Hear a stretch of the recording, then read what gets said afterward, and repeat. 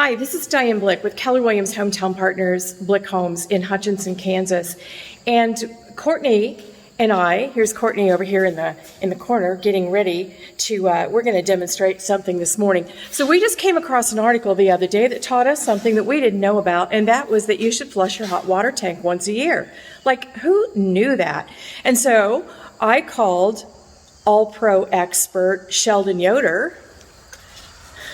Sheldon's over here getting ready too because he's going to show us how to do this, and said, is this a real thing? And Sheldon, you said what? Absolutely. Absolutely, he said. So I said, show us how to do it. So I'm going to flip around here. We are here at a house that just happens to have a hot water tank, much like what you might have at home. And I've got Sheldon Yoder, All-Pro Plumbing, Heating and Air Conditioning, and Courtney Thompson, an agent at Keller Williams Hometown Partners, Blick Homes. And Sheldon is going to show Courtney how to do this at her house. So right here behind Sheldon, we have a ManaBlock system for the water system, and then we have a hot water tank in here.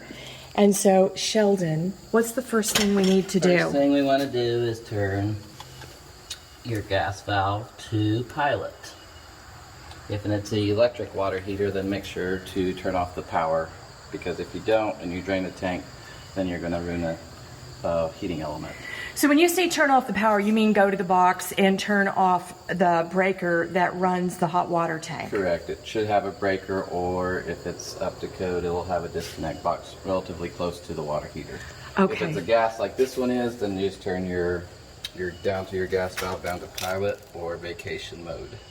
Okay, so that's all safe. Yep. And so then you want to hook your hose to it. And the drains are always down at the bottom for a reason, right? Correct. Most of the time, yes. And so any kind of garden hose that has this kind of attachment, does that work? Correct. As long as it's not busted? Right. Here we're lucky enough to have where we can drain right out to the outside. Sometimes when they're in the basement, you'd want to do either to the sump pump or to a floor drain. Okay, water going outside. Yep. Got it. So to get the process started, we leave everything in the on position so we can get the water to start flowing, because occasionally these tanks fill up with sediment, calcium, and rust, and then things will not flow out the drain. So therefore, that is one of the biggest reasons why you want to flush the water heater. So you said leave everything on. This is the water turn off, water shut off, and it's currently in the on position. Correct. This goes up and feeds your cold side to fill your water heater. Okay. And while we're here, tell everybody, what's this copper relief valve right here? This is the temperature and pressure relief valve. So if it gets too hot, it'll pop. If the pressure gets too high, this will pop too to relieve the pressure so the tank doesn't blow. And this is to code, right? Because this Correct. comes down to the ground, like a lot of them do not. They stop up there, and then that's dangerous because... This is one of the biggest swings that we see on home inspection reports when we go out, or you guys even get inspection reports, is this does not come down to within 6 inches of the floor, or there's nothing even there. Yeah. So we this leave would this actually as, direct it down. We leave this as is when we're doing this process, Correct. right? We'll As leave is that one. right now. Okay. Yes, to get things started. So now we'll get started. Sometimes we'll have this little, where you can use a screwdriver. Sometimes we'll have, or they actually have a knob that you turn on.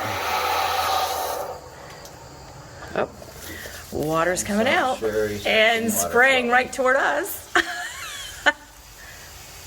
And how long does it usually take to empty the tank and get the sediment out? We typically allow an hour, so typically it's about an hour service call if we come out and do it, or if we come out to do it.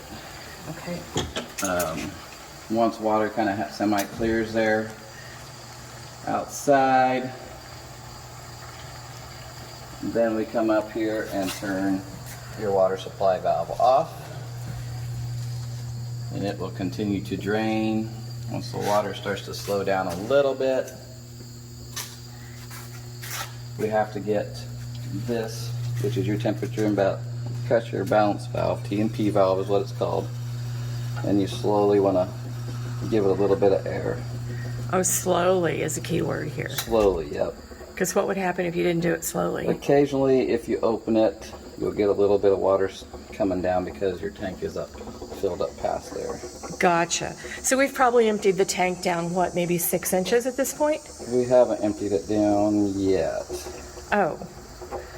Well, where'd all that water come from? That was just flushing through there. Okay. It's gurgling. Is that a normal noise? That is a normal noise. Okay, good. Because I know if I'm doing this at home and I hear that, I'm like, I'm messing up. So I need to know what the normal sounds are. Yeah, and so you see where you have a little bit of water. Here again, we're in a spot to where it's not going to hurt. But if you're in a basement and don't want something to get wet, then you typically want to have Like a bucket a under bucket that? or something underneath there. Look at your pan. Okay. Yep. Here it's just going through the floor to the concrete. Okay. And people should do this once a year, Sheldon? It's recommended that you do it once a year because of the rust and the calcium and sediment that gets built up. So if that continues to build up, it reduces the life of your tank. For the heating element, for this particular one is the gas. It goes in. If that gets covered up with calcium and rust, then obviously it's not going to heat very efficiently either. On electric water heaters, they have elements here and here, sometimes just in the bottom. So once that stuff gets built up around that element is what takes out the water heaters usually. So a normal lifespan for a hot water tank would be? In Hutchinson, Kansas, it's typically anywhere from 6 to 8 years. If And this would get flushed, you're going to get more closer to the 8 possibly. But in the last, ever since I've been doing it for 15, 16 years now, I guess, typical lifespan of the water heaters now are 6 to 8 years. And that's because when you say in Hutchinson, Kansas, we're talking about because of the water composition, or? Well, that's some of the, I don't know if it's the water composition or just in that relatively areas where we're working in the most, so that's where we see. Okay. We see it down in Hayden, Kansas too, Burton, wherever. It's just a lot of these tanks don't make it past 6 to 8 years anymore. So Interesting. if you flush the systems, then you have a better chance of increasing the lifespan of the tank. Okay. So now you said that this would take about an hour to empty. So if we were to fast forward here, can we do that, or shall we? Yeah, we can. Okay. Obviously, we still have flow out there. Things are looking pretty good there. I don't think this tank is too bad. A lot of times what you would see out here is it's a good stream. A lot of times you'll see rust and calcium buildup and stuff coming out on the ground. So Are those the most common things you find in this area is rust, calcium? Anything else that you might find in our water Just the supply specifically? No, just the sediment and the calcium buildup in it. Okay. So some of it's due to the hard water. So if you don't have water softener, obviously that has a lot more calcium and sediment buildup. So does the water softener add time to your water heater or take away? It can help. Okay. But So piping is another thing. If you have galvanized piping, it's going to reduce the life of the water heater and Right. fixtures as well. So, okay. but And what about well versus city? Any differences we see there? Not really? not necessarily. Okay, good to know. All right, well, let's fast forward this process. Fast forward. Yeah, what would we be doing at the end of What we are this? doing after this is we will now turn this off. So we're stopping the water flow by Stopping the turning the water nut. Yep. This is only a quarter turn. And then we will leave this open. Okay. Does this also go slowly when you turn it back on? I just go slowly on until we start hearing. Just to make sure you don't hit it too hard. Now, so I'm not sure I followed you that quickly on camera for our guests. So we're keeping the temperature valve open Yep. and turning on the water. Turning on the water, then you'll see a little bit come out. Yeah, we're getting more down there. And then that's when you shut the temperature valve, once you Correct. start seeing water flow at the bottom. Okay. Yep. And then you let it fill? And then typically it's going to take a little bit to fill. It could take anywhere from 2, 3, 4 minutes to fill the tank. And then once we know that the tank is full, How do we know? well, here you'll hear the well going right now, but you'll just hear the water quit running through here. So Oh, just heard the you water would quit hear run. it. Yeah, okay. Yeah, And so once that happens, then you'd want to do this again. And you do that slowly. Do it slowly. And just let it trickle out a little bit. Because typically and then I always take my screwdriver and just tap that to make sure it seals. Occasionally this will not seal, so you have to tap it. Oh, so that's an important part. So when this tank is emptied all the way down, and then you're putting water back into it, it's filling, but then it's going to have an air gap in there. So by opening this up until you see a little bit of water coming out, that will hopefully reduce having as much air in the house. So Right. So once you this won't have gets air in your taken down- lines. Is that correct. the problem? Okay. So once that's all said and done, and you try to get as much air out as possible, when you go back into the house, you may have a little bit air spurts in the tub or any of the sinks that you may open up to. So that's it. that's it. Do we need to turn the... When you're done with that, then you turn it back to whatever position on your valve here. This one actually was in the vacation mode, but you turn it to whatever temperature that you want to set it on, and it'll fire and take back up and heat. I'm going to turn this back down to vacation. I And see. that's it. Well, so it would be about a 1 hour service call to do Yes. this? Yep. Well, that's a lot of steps to get right. What do you think? Are we calling a plumber? I am. I know I'm calling.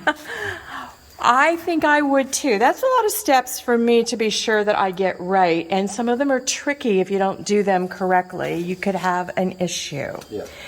Especially on the electric water heaters, if you don't, that's the very first thing you do is turn the power off. If you don't, you're going to fry the heating elements and possibly the thermostat. So, and then it's not a good thing. So how many of these do you actually see where they service call to flush their water heaters? We have about I'm going to say 6 customers is it, that we flush once a year. On tankless water heaters, those should be flushed every year and a half. Those we have quite a bit more on.